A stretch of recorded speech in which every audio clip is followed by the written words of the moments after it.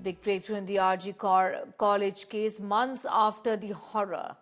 Accused Sanjay Roy has been found guilty. The punishment will be pronounced on Monday. The verdict was delivered by the District and Sessions Court after a 57-day-long in-camera trial that began on the 12th of November. The court relied on forensic reports that pointed to the involvement of Sanjay Roy, as his DNA was found at the scene on the person of the deceased doctor as well. Nevertheless, the accused rejected the claim, saying that he had been framed. He pleaded in court that he is innocent and the real criminal is walking free. Political tensions escalating once again as BJP says that Mamata government is potentially linked to the case. They claim that more people are involved and that the Mamata government has tampered with the evidence. In response, TMC said that BJP is trying to politicize this issue. They said that TMC demands death penalty, but BJP is attempting to shield the accused by introducing other angles. Accused is convicted and the sentence will be pronounced on Monday. And the accused is pronounced, judgment was pronounced, and he was convicted under section 64, 66 and 103 BNS Act. मैं इतना satisfied नहीं हूँ क्योंकि ये verdict में जब सुनाई जा रहा है उसमें investigation अभी पूरी तरह से complete नहीं हुआ है। दूसरे जो लोगों का involvement जो repeated way में सामने आ रहा है उसका क्लैरिफिकेशन भी हमारे पास अभी तक नहीं है और जो रिसीवर रिपोर्ट वो भी नहीं है। जो विक्टिम का जो मोबाइल एंड लैपटॉप उनका जो रिपोर्ट जिससे हम लोगों का बहुत सारी इंफॉर्मेशन पता चल सकता था जो मरने से पहले उनका क्या क्या स्टेटस थी। ये जो क्रिएटेड एविडेंस का ऊपर में संजय का जो सजा हो रहा है इसमें हमारा बहुत सारे क्वेश्चन मार्क्स भी आ रहा है। कोर्ट ने कन्विक्ट किया है, लेकिन बंगाल के बहुत सारे लोगों का ऐसा मानना था, परिवार का भी मानना था कि एक से ज़्यादा लोग की इन्वॉल्वमेंट हो सकती है और हम भी जो पहली बार देखे तो ऐसा ही लगा था। लेकिन 5 दिन जब कलकत्ता पुलिस के पास इन्वेस्टिगेशन रहा, उस 5 दिनों में इतने छेड़छाड़ हुए सबूत के साथ।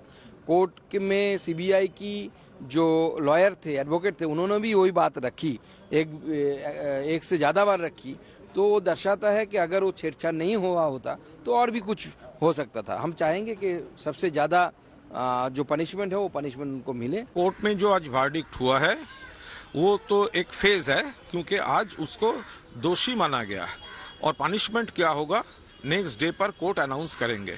इसके ऊपर अभी कोई कमेंट करना ठीक नहीं है। अभी जो सुप्रीम कोर्ट में बार बार बोला गया और वहां पर कोई साबित नहीं कर सका, तो वो लोग फिर अगर डायलूट कर रहे हैं ये, तो इसका एक कंस्पिरेसी है। ये लोग क्या चाहते हैं? जो रेप और मर्डर केस में जो संजय राय का फांसी हम लोग चाहते हैं, तो ये लोग ये क्राइम वो डायलूट कर रहा है। Kolkata police did the entire investigation within 5 days, and whatever charge sheet the Kolkata police had signed, the same was signed by CBI. CBI delayed it by 62 days. They couldn't find anything new because that was the actual fact. And it is because of the CBI it got delayed, but better late than never. We have always asked for hanging of such kind of people. That is what our Honorable Leader Mamata Bandyopadhyay had also said. And CBI gave the same reports as what the Kolkata police did. So how did the Kolkata police stop them?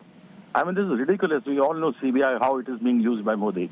We all know it, CBI, ED, IT, how they work. And this is what we said. It's a very sensitive manner. It was the central government played politics on it. अपराधी का नाम एक ही आया, लेकिन लोगों का मानना है अपराधी और भी है। लेकिन पुलिस और सरकार क्या किया? सारे सबूतों को मिटाने का काम किया। सारे सबूत मिटाने का बाद भी सीबीआई का इंक्वायरी अभी भी चल रहा है और लोगों का मन में अभी भी आशा है, सिर्फ संजय राय नहीं और भी कितना राय उसका पीछे है, उसको भी सामने लाया जाएगा। तो इसीलिए अभी अपराधी एक उनका सजा होगा और आखिरी सजा तक उनका हो सकता है, ऐसा लोगों का मानना है। लेकिन वो लोगों का मन इससे शांत नहीं हो रहा है, कारण लोगों को मालूम है एक दिन करके कैसे तृणमूल सरकार ने सारे सबूत मिटाया, यही पर इन्वेस्टिगेशन ठीक ढंग से नहीं चले और सत्य उजागर ना हो, इसके लिए जितना प्रयास है पुलिस और सरकार ने किया